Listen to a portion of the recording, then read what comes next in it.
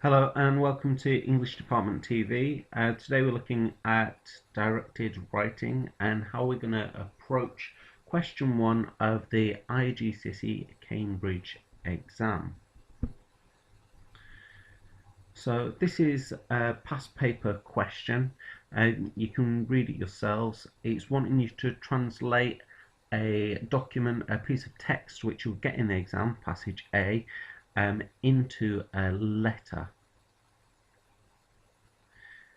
If you know at the bottom, it actually gives you writing guidelines. You should be able to write around a side and a half to 2 sides, depending on the size of your writing. And I would suggest you spend about 40 minutes on this question.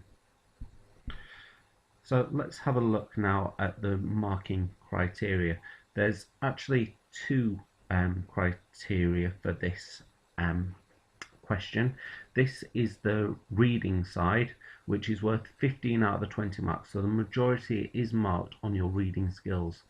To get band 1, it wants you to reveal a thorough reading of the passage, a good range of ideas that are modified and developed, so that's not just copying from the text.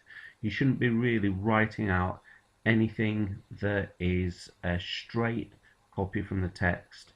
You can use phrases and words from the text, but full sentences shouldn't be lifted straight from there. If we look actually at the bottom, there is a reference somewhere to it being to lifting quite a lot from the text.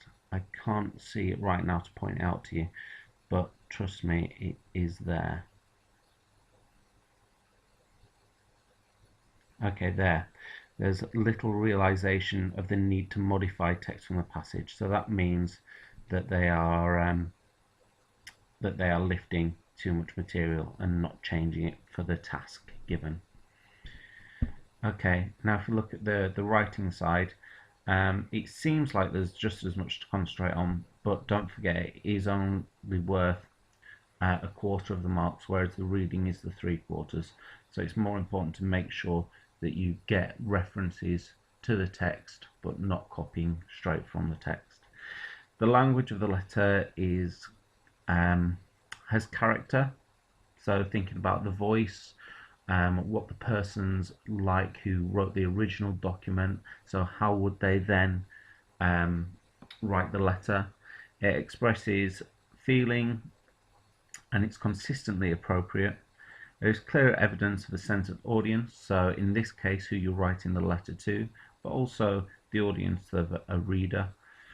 And ideas are firmly expressed and developed, that word developed again, in a wide range of effective or interesting language, so that's vocabulary you choose, and structural presentation is sound throughout. So structural presentation could cover quite a lot of things. It can cover things from the way in which you lay out, does it look like a letter, but also for things from paragraphing to sentence types. They are all structural. In your punctuation, they are all structural devices. Okay, back to the letter again.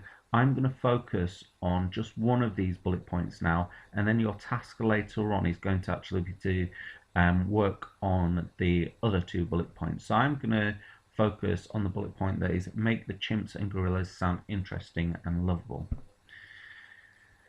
Here is the text. You should have it in your booklet.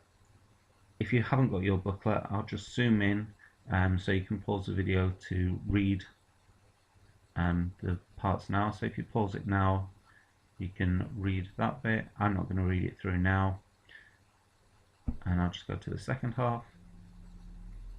Okay, so I have read this and I have highlighted some of the places that I think make the chimp and gorillas sound interesting and lovable. So I'll just zoom in now. So a small chimpanzee wearing a nappy clung to its chest. That makes it sound lovable because it makes it sound like a baby. Max, the fact that he's been given a name and he's a young pygmy chimp. The fact that he's young, given a name, makes it sound lovable. Delicate fingers of a dark brown hand. The fact that they're delicate You know, that's emotive, isn't it? They're delicate, they're fragile, they could be broken. It's not like it's vicious. And then the next bit, very rare. Obviously, if something's rare, it's interesting. Gorillas are sensitive, full of emotion. The idea that they're full of emotion, anything that connects them to being human makes them sound interesting and lovable. So let's go down to the second part. Okay, so the fact that they have web between their second and third toes, that's quite interesting. They weigh 20% less than common chimps. The hair is blacker, so the differences between them and common chimps is quite interesting. And then this next bit where it says about a girl looking after, a young girl looking after some of the younger animals. A very small, very still gorilla snuggled against her stomach. The word snuggled is quite lovable, makes it sound like there's some sort of relationship between the child and the baby gorilla. And then a large, lively gorilla comes in. The fact that he's jealous of the new babies is again a human emotion. And the last bit, where it improved my manners and taught me not to stare, that again, the idea that the ape is improving their manners and teaching them something, again, is quite interesting and quite human-like to want to modify someone else's behaviour. Alright, so I've come back to the question there, I'm not sure why. Oh yeah, to look at the format of a letter. So this is just a reminder again, this is appendix lesson 4, appendix 1 in your booklet, to look at the layout, and I have started it here. So if you look, I've laid it out like a letter, just like the format that's been on there. Feel free to pause the video and have a read through it now. You should have a copy of this in front of you as well. And just on the last bit, we're just going to see, if you know, I haven't used everything that I highlighted, but if you look, I've referred to the fact that he's very rare. But if you look, I haven't written he's very rare. In my letter, I've addressed it to my dad. It says a family member. Have you ever heard of a pygmy chimp? Don't worry if you have not, because they're really rare. So I haven't said, oh, they are rare. I've used it within the letter, within the idea of telling him. I've changed some bits. So Max, that's right, the chimp had a name just like us. I've used the phrase somewhere in there that they're interesting and lovely to show each part of the question I am addressing, to make it really clear to the examiner to give me marks. The bit where it refers to in the text a small chimpanzee wearing a nappy clung to his chest, I've referred to that if you look at the bit there. A very small, very still gorilla snuggled against her stomach, I've referred to that bit.